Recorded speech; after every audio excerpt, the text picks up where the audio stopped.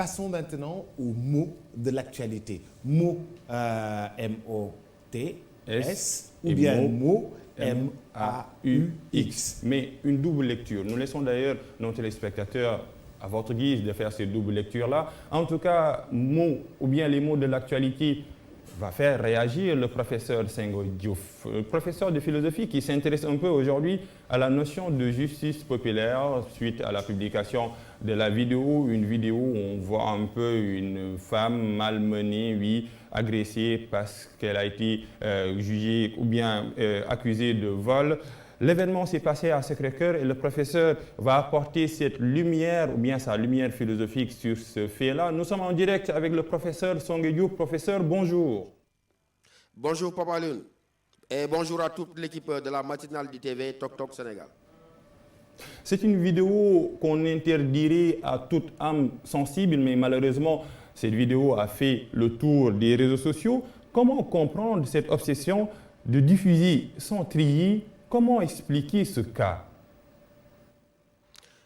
Pour ce cas, comme pour tout autre cas, nous dirons absolument que la notion de justice populaire est en elle-même pernicieuse et contradictoire.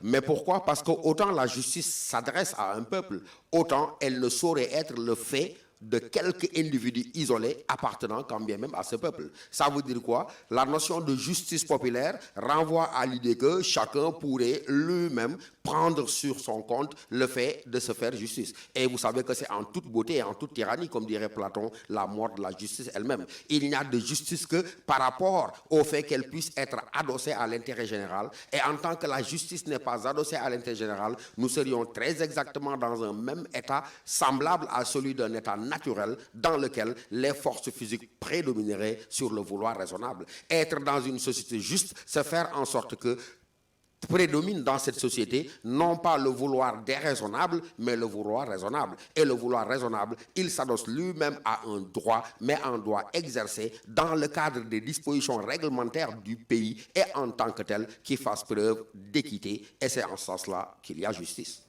En tout cas, pour cette vidéo, professeur, la notion de justice fait défaut.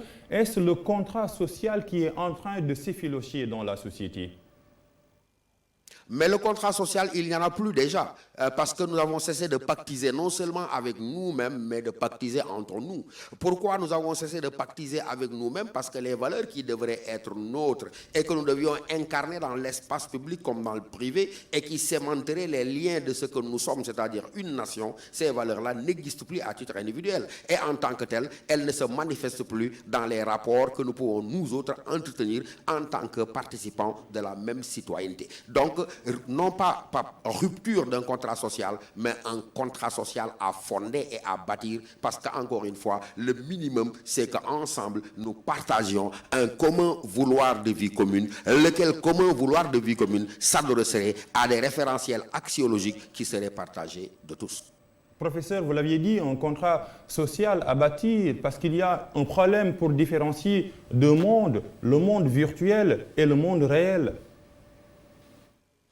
Oui, mais parce qu'on passe du virtuel au réel sans transition. Et c'est ça le drame. Ça veut dire quoi? Ce qui n'est plus possible. Ce qui n'est plus possible dans l'ordre du présent, dans l'ordre du réel. Pourquoi? Parce que les arcanes les plus profondes de nos sociétés l'empêchent. Maintenant, on trouve une forme d'exutoire en l'investissant simplement sous la forme des réseaux sociaux. Mais cela est lié au fait que nous autres Sénégalais, nous sommes, peut-être que nous ne sommes pas marginaux là-dedans, mais en tout cas, nous sommes dans la perspective d'une société de la spectacularisation et de la théâtralisation.